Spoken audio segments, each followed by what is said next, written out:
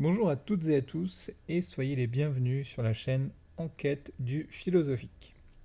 Alors aujourd'hui, nous attaquons le premier épisode du cycle à proprement parler sur l'intelligence artificielle, ci-après IA. C'est-à-dire que nous allons entrer dans le vif du sujet. Vous verrez que nous allons beaucoup recourir aux termes anglophones et ce n'est pas par fascination pour des phrases telles que il faut que tu reschedules à Zap une conf call avec des clients pour déterminer le marketing goal. Si vous commencez à me connaître, vous savez bien que ce n'est pas trop ma drogue, ce genre d'univers. En revanche, il faut bien admettre que la terminologie sur l'IA, même en philosophie, procède de théoriciens et théoriciennes qui sont pour la plupart anglophones. Alors les nuances sont pensées dans cette langue. Et vous allez voir d'ailleurs que ça gagne une certaine efficacité. Si vous lisez un peu les auteurs spécialistes, les articles majeurs dans les années, on peut dire 50, puisque le premier article vraiment sur la question date de 1950, mais les articles vont foisonner entre 60 et 90, donc entre 1960 et 1990, sur l'IA. Vous verrez assez vite dans tout ça qu'il s'agit surtout d'auteurs et d'autrices anglophones. Donc on a Thomas Nigel par exemple, Frank Jackson, John McCarthy et Patrick Hayes, Alan Turing bien sûr, Marvin Minsky, et même depuis lors avec des auteurs, donc depuis lors c'est-à-dire au XXIe siècle, avec des auteurs comme Nick Bostrom ou Steve Torrance, Wendell Wallace, Colin Allen, Stan Franklin, etc. Cette liste, qui n'est qu'un aperçu que je vous donne comme ça, qui sont des auteurs que moi je lis par exemple, alors sont quasiment tous, enfin sont pas quasiment, sont tous anglais. J'ai volontairement écarté les francophones bien sûr, mais il n'y en a vraiment pas beaucoup. Il y en a quelques-uns, il y en a trois je crois, dans la cinquantaine d'articles que je connais et que je lis sur la question. Donc cette liste, qui n'est qu'un aperçu, disais-je, pourrait paraître une technique très classique et pas mal utilisée par les bons étudiants et par les mauvais chercheurs, à savoir la technique dite du name dropping. Une technique consistant à balancer des noms pour manifester une certaine érudition, pas forcément maîtrisée, mais sans grand souci pour le contenu des doctrines de ces gens-là. Et je ne vais pas d'ailleurs au cours de ce cycle faire l'inventaire de ces doctrines, c'est pas du tout mon objet. Je vais plutôt, comme je l'avais fait pour le cycle 1, vous présenter mes postulations dans le flux des théories générales et vous donner des outils que je jugerai suffisants pour vous encourager à vous faire votre propre opinion, voire même à aller construire votre propre opinion. Je vais vous indiquer des noms régulièrement, et puis ce sera, si ça vous intéresse, votre responsabilité que d'aller lire. Alors l'objet de ce cycle est toujours le même objet qu'était celui du cycle 1, à savoir réfléchir avec vous en vous faisant réfléchir à ce que signifie pour vous que saisir votre condition de sujet. Ici, au travers de ce que ça signifie qu'être conscient ou consciente, par analogie ou par antinomie, avec ce que l'on appelle l'intelligence artificielle ou comme j'ai déjà appelé l'IA. Ainsi, la première question qui se pose forcément est de quoi parle-t-on? Qu'est-ce que la conscience? Parle-t-on du fait d'être lucide sur ses propres opérations de calcul? Si oui, alors n'importe quelle machine qui se sait faisant des opérations est consciente.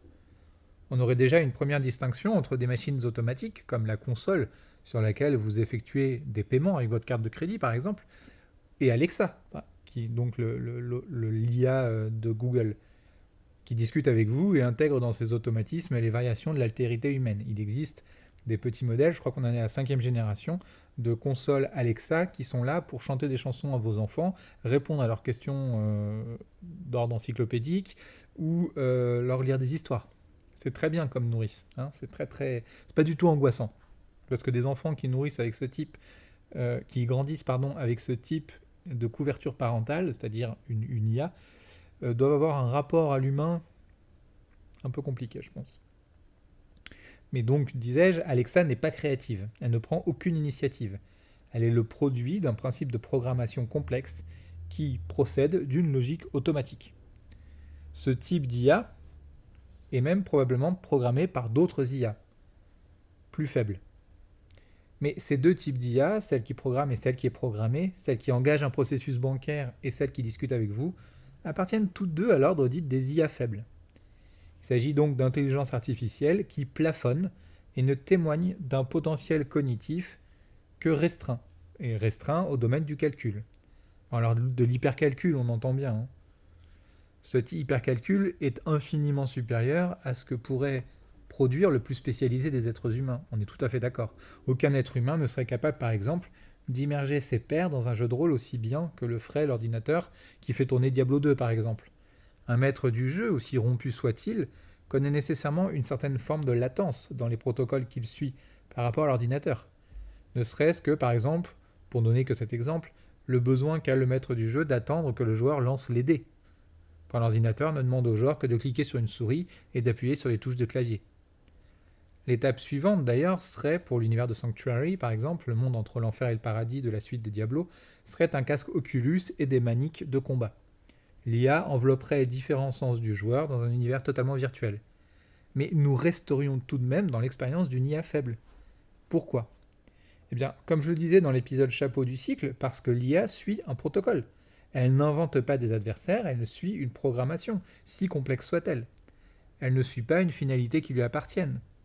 Elle applique une logique ramifiée qui consiste à éprouver l'expérience du jeu du joueur, conformément au vouloir des créateurs du jeu. C'est ce que la théorie de l'IA appelle une IA faible, et ce que les tenants d'une théorie dite désinflationniste pensent être le maximum de l'IA. Je proposerai plus tard, pas dans cet épisode, mais je proposerai plus tard d'expliquer pourquoi je suis d'accord avec cette branche-là de la théorie.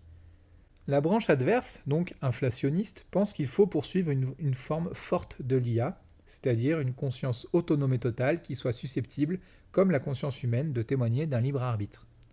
On pense tout de suite, enfin moi en tout cas je pense tout de suite au film I, Robot, qui est à la fois une adaptation du livre de Philippe K. Dick, Les robots rêvent-ils de moutons électriques, et un hommage à Isaac Asimov qui fixa les fameuses lois de la robotique qui sont mises à l'honneur dans le film, et qui écrivit une modeste autobiographie, I, Asimov.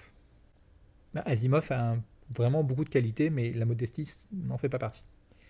Bon, alors de quoi est-ce que je parle ? Eh bien, sur le modèle des impératifs catégoriques kantiens, les robots sont pensés selon une charte morale. Et curieusement ou non, mais nous y reviendrons dans le 3e épisode du cycle, la totalité de la recherche sur l'IA forte pense à partir des 3 lois de la robotique écrites par Asimov, qui est un romancier, je vous rappelle.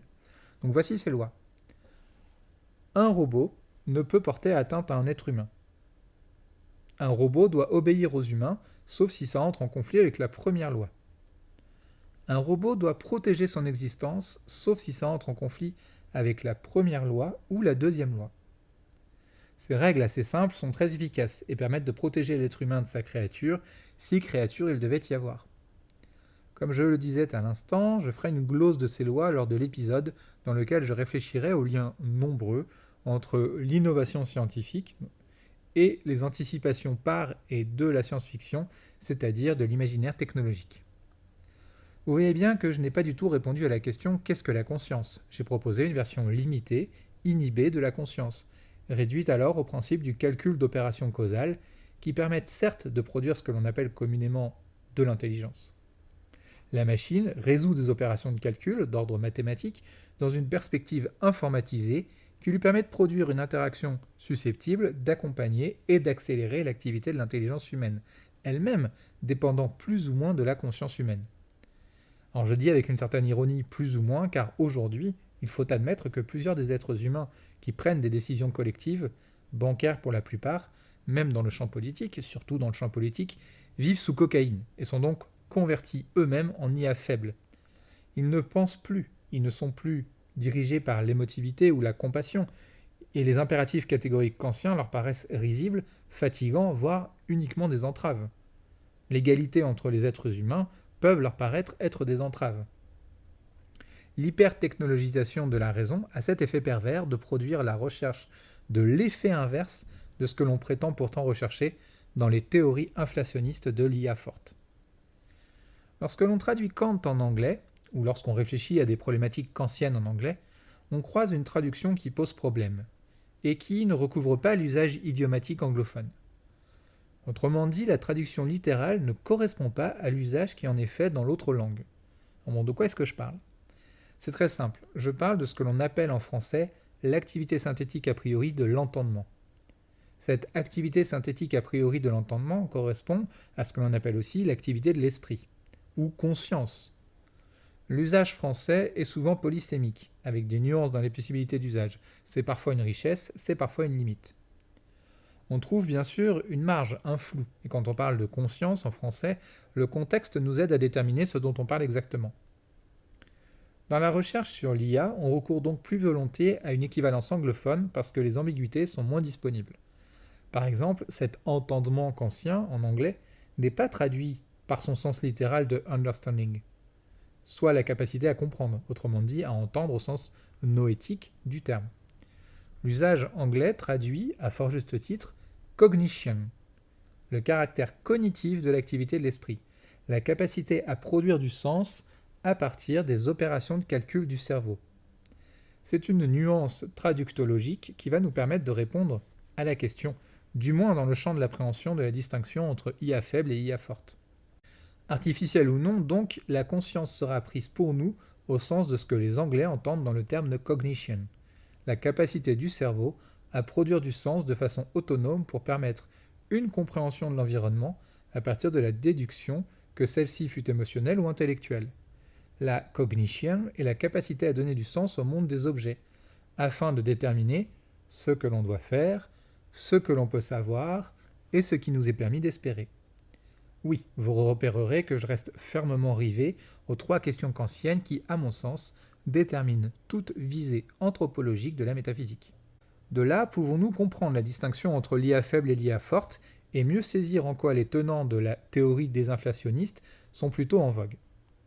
Je disais dans l'épisode d'introduction du cycle que le fantasme de l'IA forte est l'un des derniers que la science poursuit sans promesse de garantie financière, de retour sur investissement.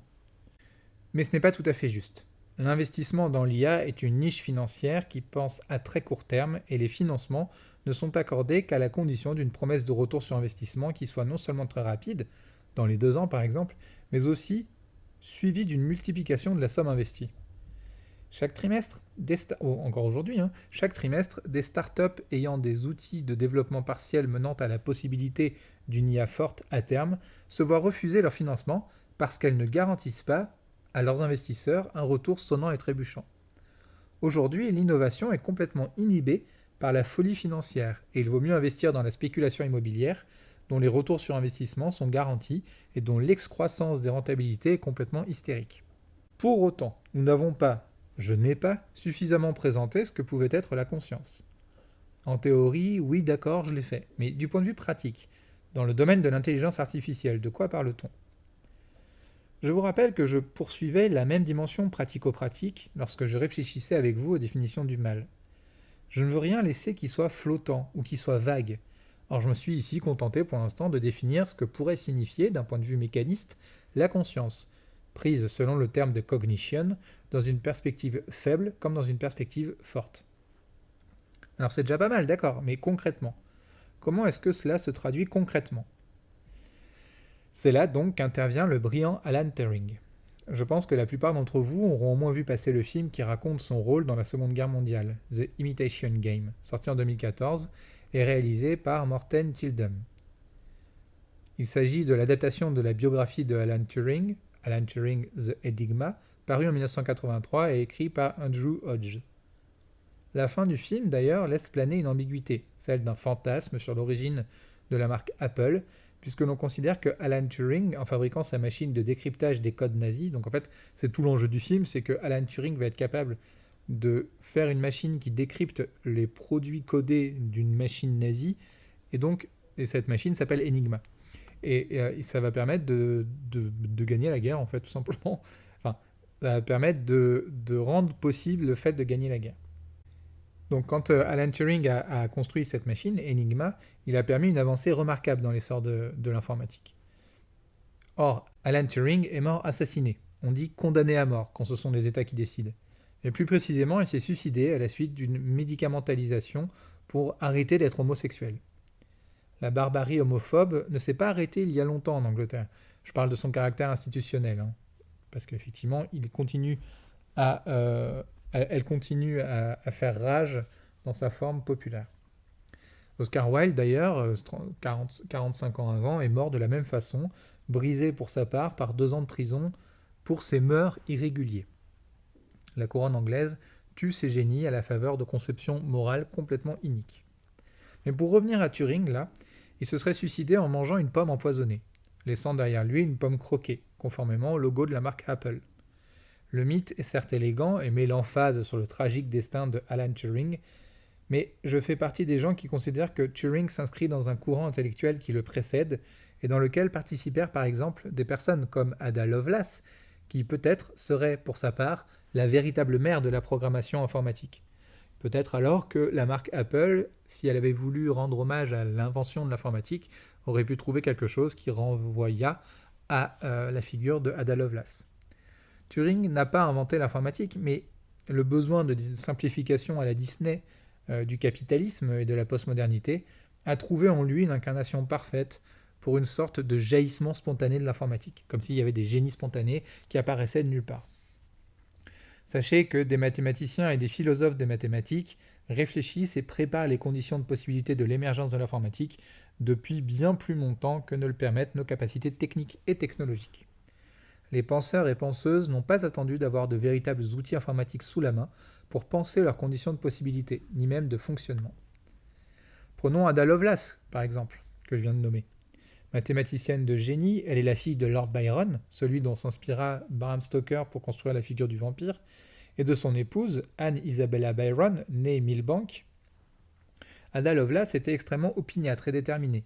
Elle a sans aucun doute fondé la discipline de la programmation informatique à partir de la machine analytique, c'était le nom de cette machine, fabriquée par Charles Babbage et de ses amis. Je ferai notamment un hors-série sur les noms féminins qui ont permis que l'informatique telle que nous la connaissons aujourd'hui soit possible, et qui sont pour la plupart, ces noms féminins, tenus dans l'ombre, pour ne pas dire dans les abysses. On se demande pourquoi. En fait, il s'agit de ce que la scientifique Margaret Rossiter, historienne anglaise, a baptisé l'effet Matilda, dans un article paru en 1993. Mais je parlerai de tout ça dans l'épisode hors-série dont je viens de parler, avec un livre de Titiou Lecoq qui vient de paraître en français, et qui est récent à l'échelle de l'histoire des sciences, puisqu'il date de 2021, intitulé « Les grandes oubliées, pourquoi l'histoire a effacé les femmes » et paru aux éditions Iconoclast. Je reviens à mon petit Alan Turing et à son intervention dans la problématisation de l'IA forte. La plupart d'entre vous connaissent, au moins de nom, le jeu de l'imitation, ou test de Turing, qui fait partie des critères de distinction entre une intelligence artificielle et un être humain, et qui sont deux centres, donc l'être humain et l'intelligence artificielle, qui sont deux centres potentiels d'activité de la cognition, qu'elle soit forte ou faible. Il a institué un protocole à partir duquel on peut ou on pourrait déterminer si une IA est faible ou si une IA est forte.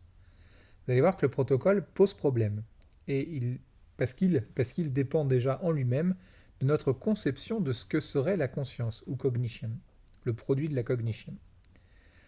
Je propose à toute personne que cette question intéresse de se procurer l'article datant de 1950, qui n'est pas écrit dans un anglais très littéraire, et que donc la plupart d'entre vous peut comprendre sans difficulté. Au pire, ça se Google Translate. Je vais partir de cet article pour réfléchir avec vous aux conséquences sur les imitations de l'IA, déjà contenues dans cet article vieux de plus de 70 ans. Je vous rappelle que le bonhomme qui a écrit cet article avait sous les yeux des gros rotors et des manivelles en guise d'ordinateur. C'est à ne pas perdre de vue. Déjà, avant toute chose, il faut savoir que son test s'applique pour toute IA susceptible de tenir une conversation. Donc on a déjà un premier problème. Le test de Turing est dans l'idée le suivant. Supposons que l'on arrive à créer une machine dont les réponses sont indiscernables aux yeux d'un interrogateur compétent moyen, un être humain lambda. Indiscernables de celles d'un être humain typique. Alors, si on obtient ce résultat, aux yeux de l'observateur moyen, on aura réussi à construire une machine capable de penser. Notez quand même que le sens anglais de conscience, par le biais de ce que l'on a défini sous le régime de la cognition, se retrouve dans le test de Turing. Il s'agit d'une machine capable de tromper le jugement humain, à partir des réponses que fera la machine aux questions humaines. En plein essor de l'IA derrière le chat GPT, le test de Turing est peut-être enfin dépassé. Et montre en fait son aporie terrible. Mais ce qui m'intéresse dans ce petit épisode sur l'IA, c'est de vous montrer que l'étalon à partir duquel on juge une IA n'a rien d'objectif. C'est même tout l'inverse. Selon le test de Turing, est érigée au rang d'une IA forte une intelligence capable de participer à un dialogue par lequel et dans lequel elle va paraître humaine à une intelligence humaine. On ne sort jamais de l'expérience de la comparaison. Il ne s'agit pas donc d'un critère fort de l'intelligence, artificielle ou non, mais d'un critère analogique. On établit qu'une intelligence est ou n'est pas comparable au produit de l'intelligence humaine. C'est-à-dire qu'on fonctionne par analogie avec le jugement humain. C'est-à-dire qu'on a besoin d'une première intelligence, qui soit cette fois humaine, pour pouvoir établir l'intelligence artificielle. L'intelligence artificielle ne se suffit pas en elle-même. Si vous prenez n'importe quel service de client robotique, je vous assure que vous serez confronté à des expériences de pensée tout aussi valables que celles de ChatGPT ou d'une façon générale, qui jouent depuis longtemps avec les limites du test de Turing et qui sont même pensées pour le battre. Cet article, le test de Turing, est devenu un étalon à partir duquel les gens qui conçoivent des IA vont viser l'émancipation de leurs propres intelligences artificielles. Alors nous sommes face à un biais scientifique que je suis tenu de nommer pour que vous puissiez comprendre et que j'ai déjà nommé, c'est l'opposition entre philosophie analytique et philosophie continentale. L'article d'Alan Turing nourrit une certaine pratique de la philosophie, en particulier et de la science en général, qui est celle de la philosophie ou la science analytique. La science qui développe l'IA en visant le triomphe du test de Turing ne produit pas une IA forte et ne s'intéresse pas du tout à produire une IA forte, mais produit simplement un type d'IA faible capable de triompher du test de Turing. C'est-à-dire que la réduction de la réflexion philosophique au seul prisme d'une efficacité pragmatique ciblée, le ciblage de la réussite du test de Turing, écarte de la problématisation philosophique toute donnée qui serait extérieure à celle d'une IA forte, au sens le plus entier, inflationniste du terme. C'est-à-dire donc que la réflexion sur l'IA forte qui serait conforme au test de Turing ne serait jamais qu'une réflexion sur une IA discutationnelle. Il n'est plus du tout une question d'IA forte ou d'IA faible, mais d'hyperspécificité d'une IA faible qui est pensée pour battre la capacité d'anticipation de l'être humain. Donc une IA faible pensée pour vaincre l'imagination dialogale humaine. Dans ces cas-là, selon une telle définition, quelle différence y a-t-il alors avec les IA hyper spécialisées qui, depuis très peu de temps, battent les humains par exemple au jeu de Go ou depuis un peu plus longtemps battent les humains au jeu d'échecs? Autrement dit, une IA spécifique, AlphaGo par exemple, qui est meilleure que le meilleur des êtres humains, se spécialisant dans le jeu de Go depuis ses 5 ans, je parle de l'être humain, comment est-ce que cette IA, AlphaGo, peut écrire son dépit si elle perd face à une autre IA, supposant qu'elle puisse exprimer son dépit verbalement? Peut-elle, cette IA, faire un poème avec ce dépit? Pourrait-elle exprimer une émotion dans ce poème, avec des usages arbitraires de mots qui forment des enchaînements illogiques d'associations lexicales, dont le régime se fonderait non sur la syntaxe, mais sur l'analogie et la polyvalence sémantique, par exemple? Ce qu'on appelle des jeux de mots. Je vous vois venir, et vous pourriez répondre, il suffit de lui apprendre à le faire.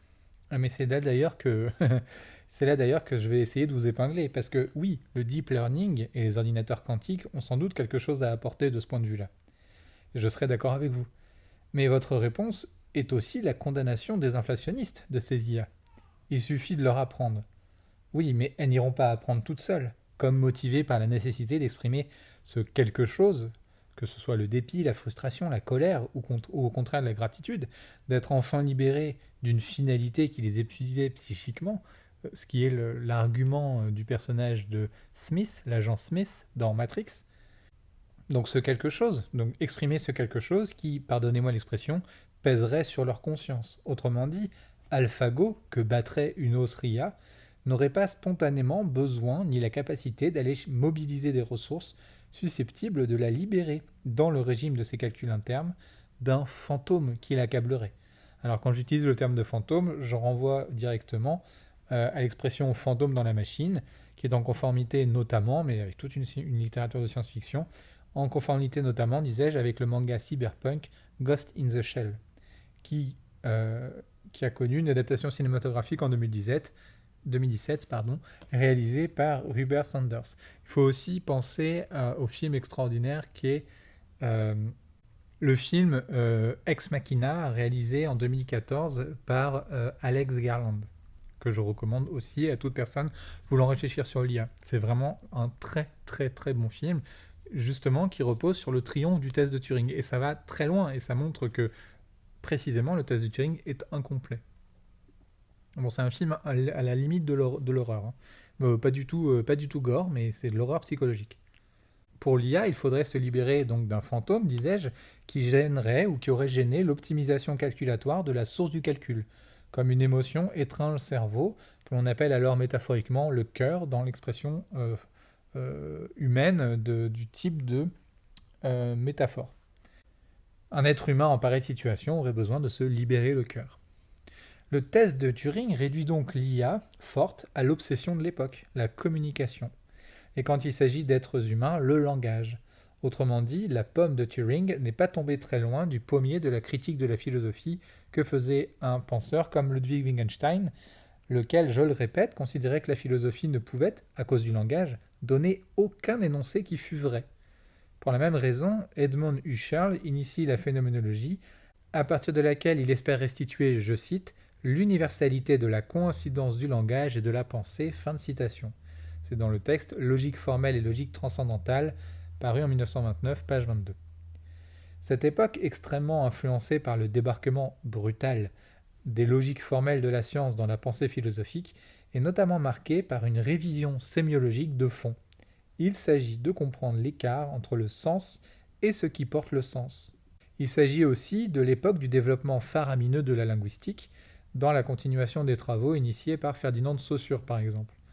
Ces choses-là aboutiront à différentes écoles qui ramifieront et se ramifieront en sciences positives comme en sciences humaines.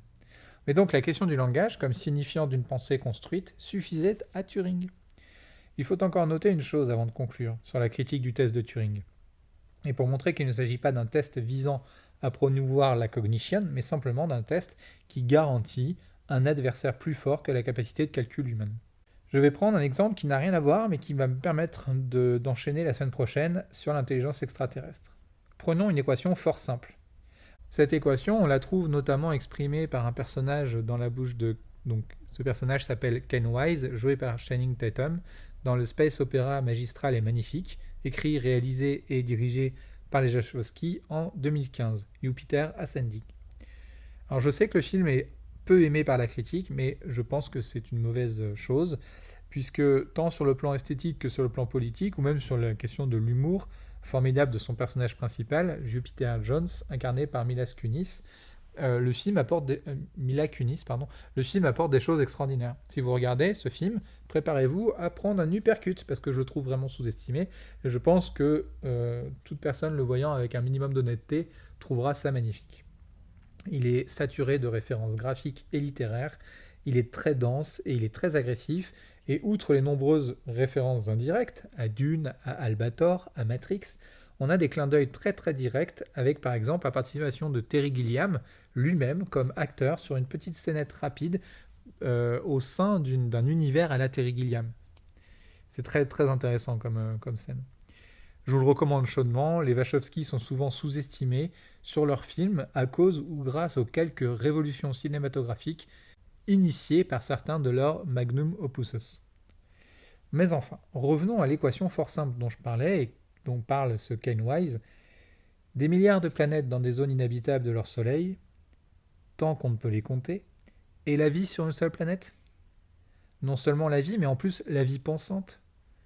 Je ne résoudrai pas ce dilemme ici, c'est l'un des objets centraux de l'épisode de la semaine prochaine. Mais enfin, je me permets de répéter après ce personnage, pourquoi les humains se pensent-ils les seuls à penser dans l'univers ? Pendant longtemps, la Terre était le centre de l'univers. Il s'agirait peut-être de se demander à quel point on continue à se penser le centre de l'univers, le centre pensant de l'univers. Mais voilà donc ce qui m'intéresse du point de vue logique. C'est pas la résolution de ce dilemme, c'est pourquoi est-ce que ce problème, la possibilité d'une vie pensante extraterrestre, ne nous obsède-t-il pas au point que nous dirigions toutes nos ressources vers notre capacité à faire face, voire à trouver cet autre modèle pensant extraterrestre ? La réponse en fait est dans la question. Parce que nous ne le concevons pas. Nous l'intuitons, nous savons que c'est possible, et même très probable, mais ça ne nous intéresse pas puisque nous ne nous le représentons pas. Cela ne signifie rien pour nous.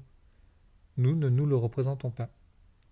Voilà l'énorme limite à la réalisation des prophéties inflationnistes qui promettaient l'essor un jour de l'IA forte.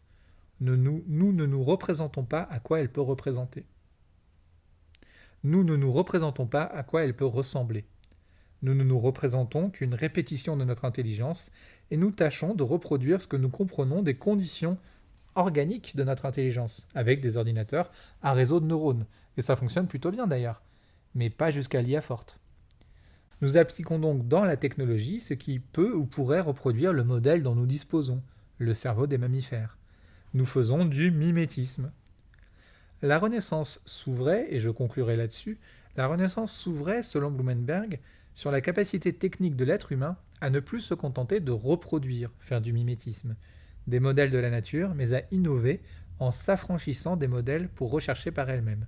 Ça demande une complexification technique importante parce que ça veut dire que à un moment donné, les êtres humains ne sont plus capables d'envisager la totalité du cheminement causal dont dépend un principe technique. Et donc, comme on ne peut plus connaître la totalité minutieuse des enchaînements causaux, on est obligé d'imaginer et donc d'inventer et de faire de la littérature. C'est-à-dire qu'on était obligé de s'affranchir de notre propre capacité technique pour commencer à imaginer une capacité technique qui s'affranchisse d'elle-même. Cela commence pour Blumenberg avec la figure de l'idiotable de Nicolas de Cuse. Alors nous sommes revenus, en ce qui concerne l'IA, aux tentatives de reproduction de ce que nous connaissons de notre propre mécanique, afin de tenter de reproduire les facultés dont nous sommes capables. Le test de Turing en est un exemple. Et chers auditeurs, chères auditrices, nous sommes coincés là-dedans. Comment penser par-delà nos modèles représentationnels qui se bornent à ne partir que du contenu pour tenter de reproduire par mimétisme? Comment s'arracher à la vase de ce que nous connaissons pour partir vers ce que nous imaginons, c'est-à-dire vers ce que nous ne connaissons pas? Il est probable que les décennies qui viennent vont répondre. Nous sommes des forcenés. Nous sommes, je pense, de ce point de vue-là, cliniquement suspects, pour reprendre une formule d'un de mes amis. Et les décennies qui viennent vont répondre à certaines de ces questions parce que nous arrivons à un tel degré de complexification que bientôt l'imagination sera forcée de prendre le relais de la technique. Mais voici où nous en sommes compte tenu de ce que nous avons fait de la conversion mécaniste du cerveau organique en moteur de la cognition, j'ai des guillemets autour, moteur de la cognition, et voici ce en quoi nous sommes emprisonnés nous-mêmes dans une prison qui est celle de la reproduction. Nous verrons que Thomas Nagel permet de sortir un pied de la vase, avec une réflexion issue tout droit de la phénoménologie et dont il se pourrait bien qu'elle ouvre un horizon imaginaire susceptible de nous apporter d'autres façons de poser les questions. Car c'est au fond ce de quoi manquaient dans les quelques décennies qui clôturèrent le XXe siècle les gens qui réfléchissaient aux possibilités de l'IA, à savoir la faculté de poser différemment les questions. Avant de vous quitter, permettez-moi de vous inviter à nous envoyer les questions pour la FAQ qui aura lieu tout bientôt pour les 2 mois de la chaîne. On en a déjà un petit nombre, mais plus il y en a et plus la FAQ sera longue et fournie. Ces questions peuvent concerner n'importe quel sujet abordé dans l'un ou l'autre des épisodes. En tout état de cause, merci à toutes et à tous pour votre écoute. Je vous souhaite une excellente fin de semaine.